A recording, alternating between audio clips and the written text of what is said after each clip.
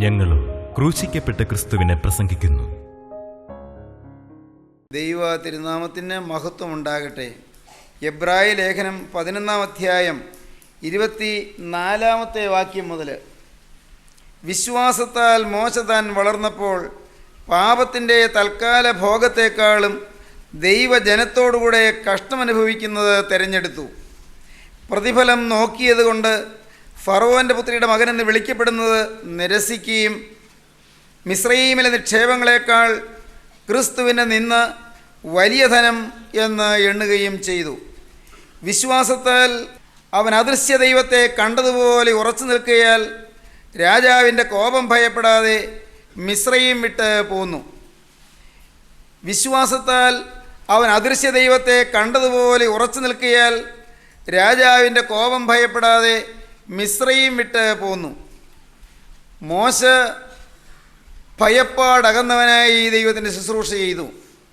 മോശ ഭയമില്ലാത്തവനായി കർത്താവിൻ്റെ ശുശ്രൂഷ ചെയ്തു. മോശ ഭയമുള്ളവനായിരുന്നു. മോശ എന്നും പേടിച്ച് തളർന്ന് വിവശതയോടെ കഴിഞ്ഞവനായിരുന്നു. എന്നാൽ മോശ ജീവനുള്ള ദൈവത്തെ വിശ്വസിച്ചു. അപ്പോൾ മോശയുടെ ഭയപ്പാടുകൾ അകന്നു. മോശയുടെ ഭയം മാറി. മോശയുടെ ജീവിതം തിരുവചനത്തിൽ അതിമനോഹരമായി ചിത്രീകരിക്കപ്പെട്ട ഒരു ജീവിതമാണ്. മോശയുടെ ജീവിതം അനേകമനേകം ജീവിതങ്ങളെ സ്വാധീനം ചെയ്ത മഹത്തായ ഒരു ജീവിതമാണ്. മോശ ജീവനുള്ള ദൈവം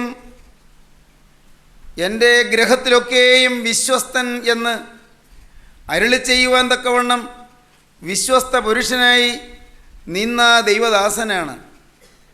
ഏറ്റവും സൗമ്യനായിരുന്നു മോശ. ഏറ്റവും വിശ്വസ്തനായിരുന്നു മോശ. ദൈവം നോഹയെക്കുറിച്ച് പറയുമ്പോൾ അവൻ ഈ തലമുറയിലെ നീതിമാൻ എന്ന് പറയുന്നുണ്ട്. ദൈവം അബ്രഹാമിനെക്കുറിച്ച് പറയുമ്പോൾ അബ്രഹാമിൻ്റെ സ്നേഹിതനെന്ന് പറയുന്നുണ്ട്.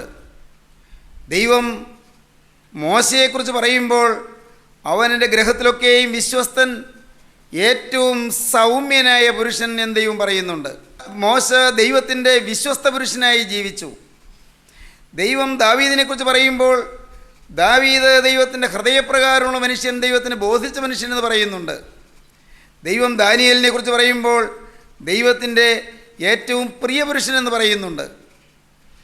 മോശയാകട്ടെ ദൈവഭവനത്തിലൊക്കെയും വിശ്വസ്ത പുരുഷനായിരുന്നു. മോശയുടെ ജീവിതം 120 വർഷം ഈ ഭൂമിയിൽ ആയുസ്സോടെ ചെലവഴിച്ച ഒരു ജീവിതമായിരുന്നു.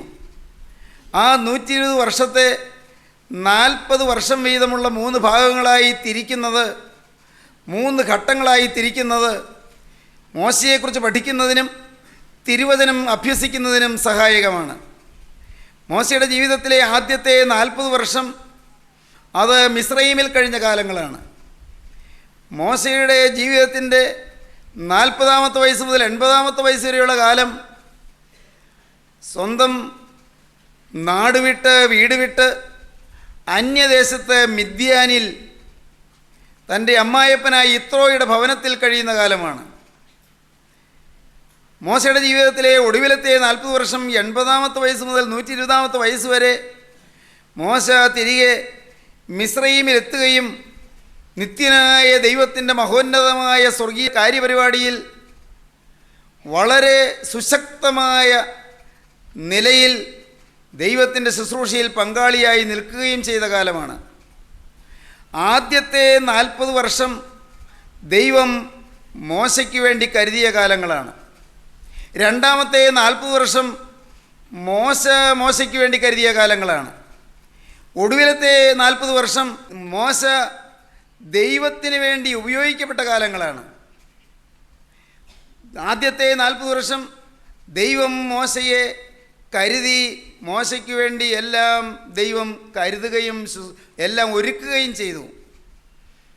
40-ാമത്തെ വയസ്സിൽ 80-ാമത്തെ വയസ്സ് വരെയുള്ള മിദ്യാനിൽ പാർത്ത കാലം മോശ തനിക്ക് തന്നെ വേണ്ടി കരുതി. എന്നാൽ ഒടുവിലത്തെ കാലം ദൈവം മോശയ്ക്ക് വേണ്ടി കരുതിയ സത്യം, പക്ഷേ മോശ ദൈവത്തെ ഉപയോഗിച്ച കാലമാണ്. ദൈവത്തെ ഉപയോഗിക്കുന്നൊരു കാലം. ഭയപ്പാടുകളെല്ലാം മാറി, ഭീതിയെല്ലാം അകന്നു. ഭയം മാറുമ്പോഴാണ് നാം ദൈവത്തെ ഉപയോഗിക്കുന്നത്. നാം എല്ലാം പ്രാർത്ഥിക്കും, കർത്താവേ നീ എന്നെ ഒന്ന് ഉപയോഗിക്കണമേ, എന്നിലൊന്ന് മനസ്സലിയണമേ, എന്നെ നീ ഒന്ന് അനുഗ്രഹിക്കണമേ, എന്നെ നിൻ്റെ കരങ്ങളിലൊന്ന് എടുക്കണമേ, എൻ്റെ ജീവിതത്തിൽ നീ അത്ഭുതം പ്രവർത്തിക്കണമേ, എന്നെ നീ ഉപയോഗിക്കണമേ. എന്നാൽ ഉയർന്ന ഒരു തലമാണ് ഞാൻ ദൈവത്തിന് വേണ്ടി ഉപയോഗിക്കപ്പെടാൻ വിട്ടുകൊടുക്കുക എന്നുള്ളതല്ല, ഞാൻ ദൈവത്തെ ഉപയോഗിക്കാൻ തുടങ്ങുക എന്നുള്ളത്. ദൈവത്തെ ഉപയോഗിക്കുക. വളരെ ശക്തമായി ദൈവത്തിൻ്റെ തിരുവചനം അറിയിക്കുകയും പ്രഖ്യാപിക്കുകയും അനേകം വിസ്തൃത ഗ്രന്ഥങ്ങൾ രചിക്കുകയും ചെയ്ത മെർലിൻ കർദേഴ്സ് എന്ന് പറയുന്ന ഭക്തനായ ഒരു ദൈവദാസനുണ്ട്. അദ്ദേഹത്തിൻ്റെ പ്രിസൺ ടു പ്രൈസ്, തടവറയിൽ നിന്ന് പുകഴ്ചയിലേക്കെന്ന് മലയാളത്തിൽ തർജ്ജമ ചെയ്തിരിക്കുന്ന പ്രിസൺ ടു പ്രൈസ് ഈ കാലയളവിലെ ബെസ്റ്റ് സെല്ലറാണ്. ഏറ്റവും കൂടുതൽ പ്രതികൾ വിറ്റഴിക്കപ്പെടുന്ന പുസ്തകം. വളരെ സുപ്രസിദ്ധമായ ഒരു ഗ്രന്ഥമാണ്, നാം വായിക്കേണ്ട പുസ്തകമാണ്. ഈ പ്രിസൺ ടു പ്രൈസ് എന്ന് പറയുന്ന പുസ്തകത്തിലൊരു ഭാഗത്ത് മെർലിൻ കർദേഴ്സ് പ്രാർത്ഥിക്കുന്നതായി രേഖപ്പെടുത്തിയിട്ടുണ്ട്. ഈ ഭക്തനായ ആത്മീകനായ ദൈവദാസൻ മുട്ടിന്മേലിരുന്ന് പ്രാർത്ഥിച്ചു കൊണ്ടിരിക്കുകയാണ്. ആത്മാവിൽ ആനന്ദിച്ച് ലയിച്ച് ദൈവകരങ്ങളിലേക്ക് ജീവിതം ഫലമേൽപ്പിച്ച് പ്രാർത്ഥിച്ചു കൊണ്ടിരിക്കുകയാണ്. മുഴങ്കാലുകളുടെ ഇടയിലേക്ക് തല തിരികി, ഹൃദയം നൊന്ത് വിങ്ങി ദൈവത്തോട് അഭയയാചന ചെയ്തുകൊണ്ടിരിക്കുകയാണ്. അപ്പോൾ അദ്ദേഹം പറയുകയാണ്, കർത്താവേ നീ എന്നെ ഉപയോഗിക്കണമേ, ലോർഡ് യൂസ് മീ. ദൈവമേ നീ എന്നെ ഒന്ന് ഉപയോഗിക്കണമേ, ദൈവമേ എന്നെ ഉപയോഗിക്കണമേ. ഇങ്ങനെ അദ്ദേഹം വീണ്ടും വീണ്ടും പ്രാർത്ഥിച്ചു കൊണ്ടിരിക്കുകയാണ്. അപ്പോൾ കേൾക്കാം ഒരു മൃദുസ്വരം, I M not going to use you. നിന്നെ ഞാൻ ഉപയോഗിക്കുകയില്ല. I M not going to use you. നിന്നെ ഞാൻ ഉപയോഗിക്കുകയില്ല. എന്താണാവോ ദൈവം തമ്പുരാൻ ഇങ്ങനെ പറഞ്ഞത്? ദൈവമേ എന്നെ നീ ഉപയോഗിക്കണമേ എന്നാണ് മെർലിൻ കർദേഴ്സ് പ്രാർത്ഥിച്ചത്. നിന്നെ ഞാൻ ഉപയോഗിക്കില്ലെന്നാണ് ദൈവം പറയുന്നത്. I M not going to use you. വീണ്ടും തെല്ല് കഴിഞ്ഞ് വീണ്ടും ഒരു ശബ്ദം കേൾക്കാം, I want you to use me. നീ എന്നെ ഉപയോഗിക്കുന്നതിനാകാൻ ഞാൻ നിന്നെക്കുറിച്ച് ആഗ്രഹിക്കുന്നു. I M not going to use you, I want you to use me. നീ എന്നെ ഉപയോഗിക്കുന്നതിനാകാൻ ഞാൻ നിന്നെക്കുറിച്ച് ആഗ്രഹിക്കുന്നു. സ്നേഹിതരെ, നമ്മുടെ ജീവിതത്തിൽ നാം ദൈവത്തെ ഉപയോഗിക്കുന്നവരായി തീരണം. മോശ ദൈവത്തെ ഉപയോഗിച്ച കാലയളവാണ് മോശയുടെ ജീവിതത്തിലെ ഏറ്റവും ശോഭനമായ കാലഘട്ടം. 80-ാമത്തെ വയസ്സ് മുതൽ 120-ാമത്തെ വയസ്സ് വരെ മോശ ദൈവത്തെ ഉപയോഗിച്ചു. നാം ദൈവത്തെ ഉപയോഗിക്കണം. നമുക്ക് ഉപയോഗിക്കാൻ തക്കവണ്ണം, നമുക്ക് ദൈവത്തെ പ്രയോജനപ്പെടുത്താൻ തക്കവണ്ണം ദൈവം നമുക്ക് സമീപസ്ഥനായിട്ടുണ്ട്. നമ്മുടെ പ്രാർത്ഥന കേൾക്കുന്നവനായിട്ടുണ്ട്. നമ്മുടെ ആവശ്യങ്ങൾ നിറവേറ്റി തരുന്നതിനായിട്ടുണ്ട്. നമ്മുടെ കരം പിടിക്കുന്നതിനായി ദൈവം നമ്മുടെ കൂടെയുണ്ട്. ദൈവം പറയും, ഞാൻ നിന്നെ ഉപദേശിച്ച് നടക്കേണ്ടുന്ന വഴി നിനക്ക് കാണിച്ചു തരും. ഞാൻ നിൻ്റെ മേൽ ദൃഷ്ടി വെച്ച് നിനക്ക് ആലോചന പറഞ്ഞു തരും. നമുക്ക് ആലോചന പറഞ്ഞു തരുന്നൊരു ദൈവമുണ്ട്. നടക്കേണ്ടുന്ന പാത നമുക്ക് കാണിച്ചു തരുന്നൊരു ദൈവമുണ്ട്. സങ്കീർത്തനക്കാരൻ പറഞ്ഞു, നിൻ്റെ ആലോചനയാൽ നീ എന്നെ നടത്തും, പിന്നത്തേതിൽ മഹത്വത്തിലേക്ക് എന്നെ കൈക്കൊള്ളും. 73-ാം സങ്കീർത്തനത്തിൽ ആസാഫ് പാടിയതാണ്. നിൻ്റെ ആലോചനയാൽ നീ എന്നെ നടത്തും, പിന്നത്തേതിൽ മഹത്വത്തിലേക്ക് എന്നെ കൈക്കൊള്ളും.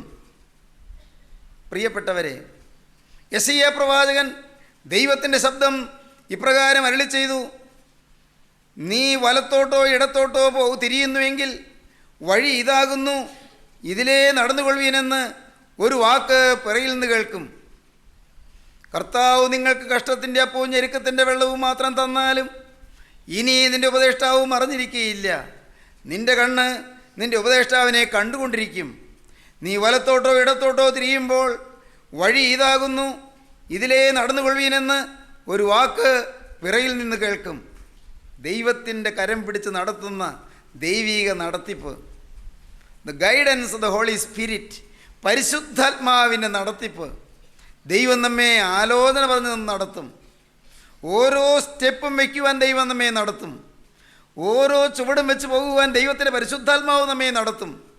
അതാണ് ദൈവത്തെ നാം ഉപയോഗിക്കുക എന്ന് പറയുന്നത്. നമ്മെ ദൈവം ഉപയോഗിക്കുകയല്ല, നാം ദൈവത്തെ ഉപയോഗിക്കുക. 80-ാമത്തെ വയസ്സ് മുതൽ 120-ാമത്തെ വയസ്സ് വരെ മോശ ദൈവത്തെ ഉപയോഗിച്ചു. ശോഭനമായ കാലം. അതിന് കാരണം എന്താണ്? മോശയിൽ നിന്ന് ഭയം മാറി, പേടി മാറി, മോശയുടെ ഭീതി മാറി, മോശയുടെ ആശങ്കകൾ മാറി. പ്രിയപ്പെട്ടവരെ, ഭയം നിങ്ങൾക്ക് മാറണമോ? ഭയത്തിൻ്റെ ഭീകര വ്യാപാരത്തിൻ്റെ കഠോരമായ പിടിയിൽ നിന്ന് നിങ്ങൾക്ക് മോചനം കിട്ടണമോ? നിങ്ങളുടെ ഉള്ളിലെ ആശങ്കകൾ മാറണമോ? നിങ്ങളുടെ ഭീതി വിഷയങ്ങൾ മാറിക്കിട്ടണമോ? നിങ്ങളെ അലട്ടുന്നതായ പല പല ഭയവിഹ്വലമായ ചിന്തകൾ നിങ്ങളിൽ നിന്ന് മാറി നിങ്ങൾക്കൊരു സ്വാതന്ത്ര്യം ലഭിക്കണമോ? അതിനുള്ള പോംവഴി ദൈവം നമ്മെ ഉപയോഗിപ്പാൻ, നമ്മെ വിട്ടുകൊടുക്കുക, നാം ദൈവത്തെ ഉപയോഗിപ്പാൻ ഒരു പുതിയ സമീപനം നാം തുടങ്ങുക. സഹോദരങ്ങളെ, മോശ രാജാവിൻ്റെ കോപം ഭയപ്പെടാതെ മിസ്രയീം വിട്ട് പോന്നു എന്നാണ് നമ്മൾ വായിച്ചത്. വിശ്വാസത്താൽ അവൻ അദൃശ്യ ദൈവത്തെ കണ്ടതുപോലെ ഉറച്ചു നിൽക്കിയാൽ രാജാവിൻ്റെ കോപം ഭയപ്പെടാതെ മിസ്രയീം വിട്ടു പോന്നു. മിസ്രയീം കൊട്ടാരത്തിൽ ഒരു രാജകുമാരനെ പോലെ വളർന്നു വരികയായിരുന്നു. മിസ്രയീം കൊട്ടാരത്തിൽ അടുത്ത കിരീടാവകാശിയായി വളർന്നു വരികയായിരുന്നു. ഈജിപ്ഷ്യൻ സംസ്കാരത്തിൻ്റെ ആ ശ്രേഷ്ഠമായ പദവിയിൽ മോശ വളർന്നു വരികയായിരുന്നു. പ്രാചീന ലോക സംസ്കാരത്തിൻ്റെ കളിത്തൊട്ടിലായിരുന്നു പ്രാചീന ഈജിപ്ഷ്യൻ സംസ്കാരം, ഈജിപ്റ്റ്. ആ മിസ്രയീമിൽ മോശ കൊട്ടാരത്തിലെ അരുമകുമാരനായി വളർന്നു വരികയായിരുന്നു, രാജകുമാരനായി വളർന്നു വരുന്നു. രാജകൊട്ടാരത്തിലല്ല ജനിച്ചതൊരു കൊച്ചു വീട്ടിലാണ്, ഒരു കൊച്ചു ഭവനത്തിൽ, ഇസ്രായേൽക്കാരുടെ ഒരു വീട്ടിൽ. പ്രിയപ്പെട്ടവരെ, പുറപ്പാട് പുസ്തകം നാം വായിക്കുമ്പോൾ പുറപ്പാട് പുസ്തകത്തിൽ മോശയുടെ ആ ആരംഭകാലത്തെക്കുറിച്ച് പറയുന്നുണ്ട്. മോശയുടെ ജീവിതത്തിൻ്റെ ആ പ്രാരംഭമായ കാലയളവ് 2-ാം അധ്യായത്തിൽ നാം ഇങ്ങനെയാണ് കാണുന്നത്. എന്നാൽ ലേവി കുടുംബത്തിലെ ഒരു പുരുഷൻ പോയി ലേവി കന്യകയെ പരിഗ്രഹിച്ചു. അവൾ ഗർഭം ധരിച്ച ഒരു മകനെ പ്രസവിച്ചു. അവൻ സൗന്ദര്യമുള്ളവനെന്ന് കണ്ടിട്ട് അവനെ 3 മാസം ഒളിച്ചു വെച്ചു. 3 മാസം ഒളിച്ചു വെച്ചു. അതെന്താണ്? 3 മാസം ഈ കൊച്ചൊന്നും മിണ്ടാൻ സമ്മതിച്ചില്ല, കരയാൻ സമ്മതിച്ചില്ല. കരയുമ്പോൾ വേഗം അമ്മ വന്ന് വായു പൊത്തിപ്പിടിക്കും. കരച്ചിൽ പുറത്ത് കേൾക്കരുത്, ഒരു ശിശുവിൻ്റെ കരച്ചിൽ പുറത്ത് കേൾക്കരുത്. വേദപുസ്തകത്തിലില്ല, ചരിത്രം പറയുന്നത് കരയാൻ തുടങ്ങുമ്പോഴേക്കും വായു പൊത്തിപ്പിടിച്ചതുകൊണ്ട് ആ കൊച്ചു വിക്കനായി പോയി എന്നാണ്. മോശ വിക്കനായത് അതുകൊണ്ടാണ് പോലും, തെളിവൊന്നുമില്ല, തിരുവചനം അങ്ങനെ പറയുന്നില്ല. ഏതായാലും മോശ വിക്കനായി തീർന്നു. മോശ കരച്ചിൽ ഒതുക്കിയും കരയാൻ സമ്മതിക്കാതെയും ആ വീട്ടിൽ ഒളിച്ച് ഒരു ശിശു അവിടെ പിറന്നിട്ടുണ്ട് എന്നാരും അറിയാതെ ആ വീട്ടിൽ കഴിയുകയായിരുന്നു. കാരണം അന്നത്തെ ഫറവോ രാജാവ് കൽപ്പന പുറപ്പെടുവിച്ചിരുന്നു, ഇസ്രായേലിൽ ആൺകുഞ്ഞുങ്ങളായി ജനിക്കുന്നവരെയെല്ലാം കൊന്നുകളയണമെന്ന്. സൂതികർമ്മിണികൾ പ്രസവം എടുക്കാൻ ചെല്ലുമ്പോൾ ആൺകുഞ്ഞുങ്ങളാണെങ്കിൽ അവരെ കൊല്ലണമെന്നുള്ളതായിരുന്നു കൽപ്പന. രാജകൽപ്പന ഭയപ്പെട്ട് സൂതികർമ്മിണികൾ അങ്ങനെ ചെയ്യുവാൻ ചിലരെങ്കിലും മുതിർന്നു. അനേകം കുഞ്ഞുങ്ങൾ അങ്ങനെ കൊല്ലപ്പെട്ടു. പക്ഷേ മോശയെ കൊല്ലുവാനിടയാകാതെ ദൈവം കാത്തു. 3 മാസം പുറത്തറിയിക്കാതെ ഒളിച്ചു വെച്ചു. ഭയത്തിൽ ആ കുഞ്ഞ് വളരുകയാണ്. ശിശുപ്രായം മുതൽ ഭയം. പ്രിയപ്പെട്ടവരെ, ജീവിതത്തിൻ്റെ ആദ്യകാലം മുതൽ ഭയപ്പാടിൽ കഴിഞ്ഞവരാരെങ്കിലും ഉണ്ടോ? അപ്പൻ മരിച്ചുപോയി, അല്ലെങ്കിൽ അമ്മ മരിച്ചുപോയി. പ്രിയപ്പെട്ടവരെ, ശിശുപ്രായം മുതലേ ഏറ്റവും സ്വന്തപ്പെട്ട സഹോദരങ്ങൾ ആരുമില്ല. ഏകാഗിയെപ്പോലെ, അനാഥരെ പോലെ ജീവിച്ചു. ഏതോ ഒരു ഭയത്തിൻ്റെ ഒരു വേദനാകരമായ അനുഭവത്തിൽ, ആ ഒരു ബാധയിൽ വളർന്നു വന്നവരാരെങ്കിലും ഉണ്ടോ? അനേകരുണ്ട്. ഇന്നും ജീവിതത്തിലെന്നും ഭയപ്പാടുമായി വലയുന്നവരുണ്ട്. എന്തിനെയോ ചില ഭയം, ആരെയോ ഭയം. എന്തിനെയാണാവോ? എന്താണെന്ന് ചോദിച്ചാൽ കൃത്യമായി പറയാനില്ല. എന്തോ എനിക്കൊരു ഭയം, ഒരാധി, ഏതാണ്ടൊരു അങ്കലാപ്പ്. എന്നാണോ അറിയാൻ പാടില്ല. അങ്ങനെ പറയുന്നവരുണ്ട് അല്ലേ? പ്രിയപ്പെട്ടവരെ, നിങ്ങളങ്ങനെ ആരെങ്കിലും ഉണ്ടോ? ഭയത്തിൽ ജീവിതം വാടിപ്പോയവർ. ഒരു പ്രത്യേക കാരണം പറയാനുണ്ടാവില്ല. ഏതാണ്ടെല്ലാം ചില ഭയങ്ങൾ നിങ്ങളെ അലട്ടുന്നു. എന്തോ ചില anxieties and fears fears and tensions and stress and strife. ജീവിതമാകെ സ്ട്രൈഫും സ്ട്രെസ്സും ടെൻഷനും കൺഫ്യൂഷനും. സ്നേഹിതരെ, ഭയപ്പാടിൽ അലയുന്ന ജീവിതം. എന്തോ ചില ആകുലങ്ങൾ, എന്തോ ചില വ്യാകുലങ്ങൾ, എന്തോ ചില കാര്യങ്ങളെ പേടിക്കുന്നു. ഇന്നതെന്ന് കൃത്യമായി പറയാനൊട്ടില്ല താനും. ശിശുപ്രായം മുതലേ മോശ ഭയപ്പാടിലാണ് വളർന്നത്. ഒന്ന് കരയാൻ അനുവാദമില്ല, ഒന്ന് കൈകാലിട്ട് അടിക്കാൻ അനുവാദമില്ല. പേടിച്ചാണ് കഴിയുന്നത്. രാജാവിൻ്റെ കോപം, രാജാവിൻ്റെ ഭടന്മാർ ഒന്ന് കൊല്ലുമോ എന്നുള്ള പേടി, മോശയുടെ അമ്മയ്ക്ക് പേടി, മോശയുടെ അപ്പന് പേടി, മോശയുടെ 3 വയസ്സ് പ്രായം കൂടുതലുള്ള അഹരോന് പേടി, മോശയുടെ 6 വയസ്സ് പ്രായം കൂടുതലുള്ള മിര്യാമിന് പേടി. വീട്ടിലുള്ളവർക്ക് എല്ലാവർക്കും പേടി. ഈ കുഞ്ഞിനെ കൊല്ലുമോ? എത്ര നാൾ അങ്ങനെ വെച്ചുകൊണ്ടിരിക്കാം? 3 മാസം കഴിഞ്ഞപ്പോൾ ഇനി വെച്ചുകൊണ്ടിരിക്കാൻ വയ്യ എന്നായി.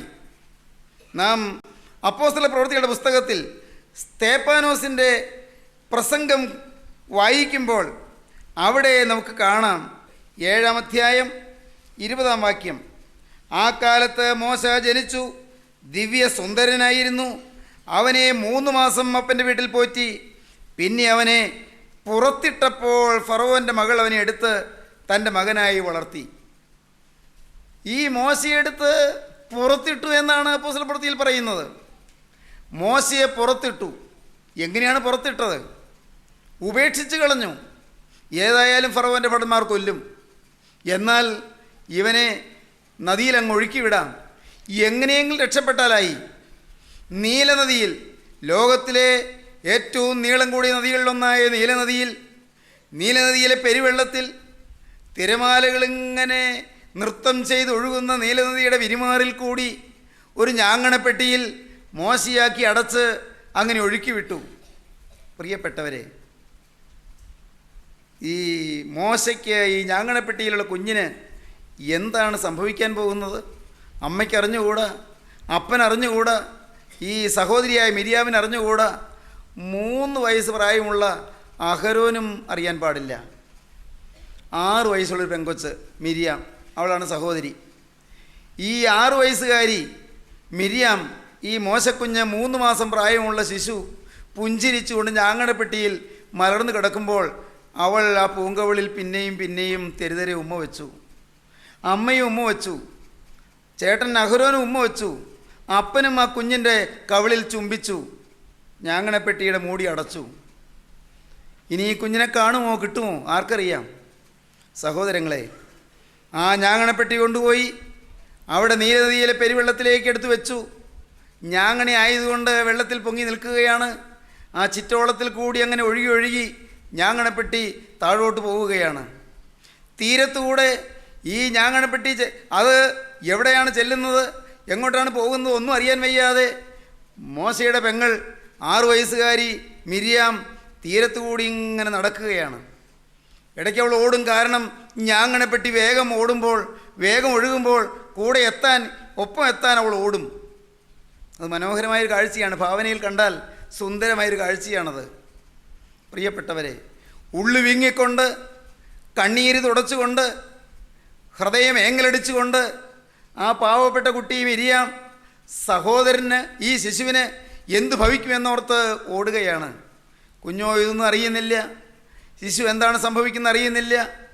എന്നാൽ പ്രിയപ്പെട്ടവരെ, ഈ ശിശുവിനെ ജനിക്കുമ്പോൾ തന്നെ കണ്ട കർത്താവ്, നിത്യനായ ദൈവം, ഞാങ്ങണപ്പെട്ടിയിൽ വയ്ക്കുമ്പോൾ കണ്ടുകൊണ്ടു നിന്ന കർത്താവ്, ഈ കുഞ്ഞിൻ്റെ 120 വയസ്സ് വരെയുള്ള ജീവിതം മുഴുവൻ മുൻ കാണുന്ന കർത്താവ്, ഈ ഒരു ശിശുവിൽ നിന്നുകൊണ്ട് ചെയ്യാൻ പോകുന്ന അത്ഭുതങ്ങൾ കാണുന്ന നിത്യനായ ദൈവം, എല്ലാം കണ്ടുകൊണ്ട് തെല്ലും ബന്ധപ്പാടില്ലാതെ എല്ലാം നോക്കിക്കൊണ്ട് നിൽക്കുകയായിരുന്നു.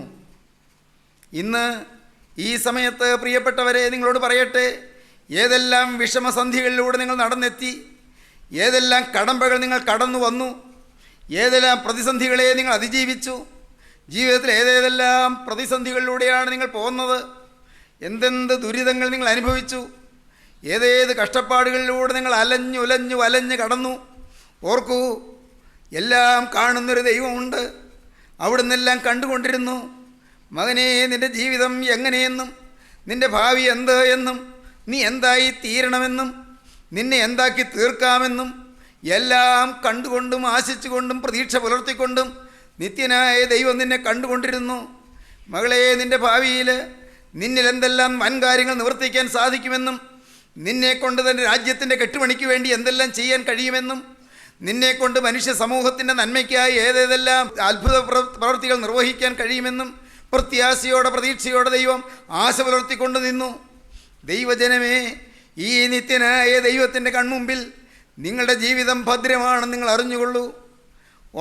ഇന്ന് ഈ വാക്കുകളെ കേൾക്കുമ്പോൾ നിങ്ങളൊരു കാര്യം തീരുമാനിച്ചുകൊള്ളൂ. കർത്താവേ, ഞാൻ അറിഞ്ഞില്ല എൻ്റെ ഭാവി, ഞാൻ അറിഞ്ഞില്ല എൻ്റെ ജീവിതം. എന്നാൽ എന്നെ അറിയുന്നവൻ, എന്നെ കണ്ടവൻ, എന്നെ കരുതുന്നവൻ, എന്നെ കാക്കുന്നവൻ, എന്നെ പോറ്റുന്നവൻ, എന്നെ പുലർത്തുന്നവൻ, എന്നെ ഈ ഭൂമിയിലേക്ക് കാലത്തിൻ്റെ ഒരു പൂർണ്ണതയിൽ കൊണ്ടുവന്നവൻ, ഇത്രയും കാലം എന്നെ പോറ്റി പുലർത്തിയവൻ, നിത്യനായ ദൈവമേ, ഇന്ന് ഞാനിതാ അവിടുത്തെ സ്നേഹത്തിൻ്റെ തിരുവൻപാകെ എന്നെ തന്നെ കാണിക്കയായി അർപ്പിക്കുന്നു. എൻ്റെ ജീവിതം ഞാനിതാ അർപ്പിക്കുന്നു. മോശയെ പെരുവെള്ളത്തിൽ നിന്ന് വലിച്ചെടുത്ത് 120 കൊല്ലം ഭൂമിയിൽ ജീവിപ്പിച്ച് വൻ കാര്യങ്ങൾ നിവർത്തിച്ച് തൻ്റെ സന്നിധിയിലേക്ക് സ്വീകരിക്കുവാൻ തിരുമനസ്സായ നിത്യനായ ദൈവമേ, എൻ്റെ ഈ നിസ്സാരമായ ആയുസ് നിൻ്റെ ആണിപ്പാടുള്ള കരങ്ങളിലേക്ക് ഞാനിതാ തരുന്നു. എനിക്ക് വേണ്ടി തകർന്ന കൈകളിലേക്ക് ഞാനിതാ വെച്ചു തരുന്നു. എനിക്ക് വേണ്ടി ക്രൂസിൽ മുറിഞ്ഞ കരങ്ങളിലേക്ക് ഞാനിതാ വെച്ചു തരുന്നു. എൻ്റെ ദൈവമേ, എന്തെല്ലാം കഷ്ടപ്പാടുകൾ കൂടി ഞാൻ പോയി. എന്നാൽ എന്നെ നീ കണ്ടു, എന്നെ നീ കരുതി, എന്നെ നീ വാത്സല്യത്തോടെ പോറ്റി. ഇത്രയും കാലം നീ എൻ്റെ കാര്യങ്ങളെല്ലാം നോക്കി എന്നെ പുലർത്തി. അപകടങ്ങൾ വന്നു, നീ എന്നെ കാത്തു. അത്യാഹിതങ്ങൾ വന്നു, നീ എന്നെ സംരക്ഷിച്ചു. ദൈവമേ, മരണത്തിൻ്റെ ഏറ്റവും ഭയാനകമായ വലിയ ഭീകരമായ നീരാളിപ്പിടുത്തങ്ങൾ എന്നെ വലയം ചെയ്തു. ഞാനോ ഒന്നും അറിഞ്ഞില്ല. എൻ്റെ ദൈവമേ, ഇത്രയും കാലം നീ എന്നെ നടത്തി. നിനക്ക് എന്നെക്കുറിച്ചൊരു പദ്ധതിയുണ്ട്, എന്നെക്കുറിച്ച് നിനക്കൊരു പ്ലാനുണ്ട്. ഈ നിസ്സാര മനുഷ്യനെക്കുറിച്ച് സ്വർഗത്തിലെ ദൈവമേ, നിനക്കൊരു പദ്ധതിയുണ്ട്. ഞാൻ വിശ്വസിക്കുന്നു. നിൻ്റെ പദ്ധതി എന്നിൽ പൂർത്തീകരിക്കണമേ. നിൻ്റെ പ്ലാൻ എന്നിൽ നിവർത്തിക്കണമേ. നിൻ്റെ ഹിതം എന്നിൽ പൂർത്തീകരിക്കണമേ. നിൻ്റെ തിരുവിഷ്ടം എന്നിൽ പൂർത്തീകരിക്കണമേ. നാഥാ, നിൻ്റെ തിരുവിഷ്ടത്തിന് ഇണങ്ങുന്നൊരു ആയുധമായി, ഇണങ്ങുന്നൊരു പാത്രമായി എൻ്റെ ആയുസിത നിൻ്റെ കരങ്ങളിൽ വെച്ച് തന്നിരിക്കുന്നു. ഞാൻ എക്കാലത്തും നിൻ്റെ അടിമയായിരിക്കും. എക്കാലത്തും ഞാൻ നിൻ്റെ വകയായിരിക്കും. എനിക്കിനി സ്വന്തമായ ഭാവിയില്ല, സ്വന്തമായ താല്പര്യമില്ല. എന്നെയും എനിക്കുള്ളതിനെയും എല്ലാം ഞാൻ യേശുവിൻ്റെ പാദത്തിങ്കൽ ഇതാ അർപ്പണം ചെയ്യുന്നു. എന്നെ നീ കൈക്കൊള്ളണമേ, എന്നെ നീ സ്വീകരിക്കണമേ. മോശയെ ഉയർത്തി വളർത്തിയ ദൈവമേ, എന്നെയും നിൻ്റെ കരങ്ങളിൽ എടുക്കണമേ. നിൻ്റെ ദാസനാക്കി എന്നെ തീർക്കണമേ, നിൻ്റെ ദാസിയാക്കി എന്നെ തീർക്കണമേ. നിൻ്റെ ഹിതം നിവർത്തിപ്പാൻ എന്നെ ഉപയോഗിക്കണമേ. എന്നിൽ നിൻ്റെ പ്രവൃത്തി പൂർത്തീകരിക്കണമേ. പ്രാർത്ഥിപ്പീൻ. നമ്മെ തന്നെ നമുക്ക് സമർപ്പിക്കാം, നമുക്ക് പ്രാർത്ഥിക്കാം. കാരുണ്യവാനായ സ്വർഗീയ പിതാവേ, അൻപുള്ള രക്ഷിതാവേ, വാഴ്ത്തപ്പെട്ട കർത്താവേ, ഈ നല്ല ദിവസത്തിനായി ഞങ്ങൾ നിന്നെ സ്തുതിക്കുന്നു, ഞങ്ങൾ നിന്നെ സ്തോത്രം ചെയ്യുന്നു. നീലനദിയിലെ പെരുവെള്ളത്തിൽ നിന്ന് മോശയെ വലിച്ചെടുത്ത് വലിയവനാക്കി, ഉന്നതനാക്കി, ഏറ്റവും ശ്രേഷ്ഠമായ പദവികളിലേക്ക് നയിച്ച നിത്യനായ ദൈവമേ, ഞങ്ങളിൽ നീ ആശ വെച്ചതിനായി ഞങ്ങൾ നിന്നെ സ്തുതിക്കുന്നു, ഞങ്ങൾ നിന്നെ സ്തോത്രം ചെയ്യുന്നു. ഞങ്ങളെ ഭയപ്പാടിൽ നിന്ന് മോചിപ്പിക്കണമേ, മാനുഷ്യ ഭയത്തിൽ നിന്ന് മോചിപ്പിക്കണമേ, ജീവിതത്തിലെ യാതനകളിൽ നിന്ന് മോചിപ്പിക്കണമേ, പ്രശ്ന സങ്കീർണമായ ജീവിതത്തിൻ്റെ ദുരിതപൂരിതമായ അനുഭവങ്ങളിൽ നിന്ന് മോചിപ്പിക്കണമേ. ഞങ്ങളുടെ മേൽ നിന്റെ കൃപ പകരണമേ. നിന്റെ വെളിച്ചം ഞങ്ങൾ ഉദിക്കണമേ. നീതിസൂര്യൻ ഞങ്ങളുടെ ഹൃദയത്തിൽ ഉദിക്കണമേ. അവിടുത്തെ ദിവ്യപ്രകാശം ഞങ്ങൾ കതിരിടണമേ. ഞങ്ങളെ ശോഭിപ്പിക്കണമേ. അന്ധകാര ശക്തിയെ ഞങ്ങളിൽ നിന്ന് മാറ്റണമേ. പാപത്തിൻ്റെ എല്ലാ സ്വാധീനത്തെയും ഞങ്ങളിൽ നിന്ന് മാറ്റണമേ. തിരുരക്തം ഞങ്ങളിൽ തളിക്കണമേ. ഞങ്ങളിൽ നിന്റെ നാമം മഹത്വീകരിക്കപ്പെടണമേ. യേശുക്രിസ്തുവിന്റെ വിലയേറിയ നാമത്തിൽ തന്നെ. ആമീൻ.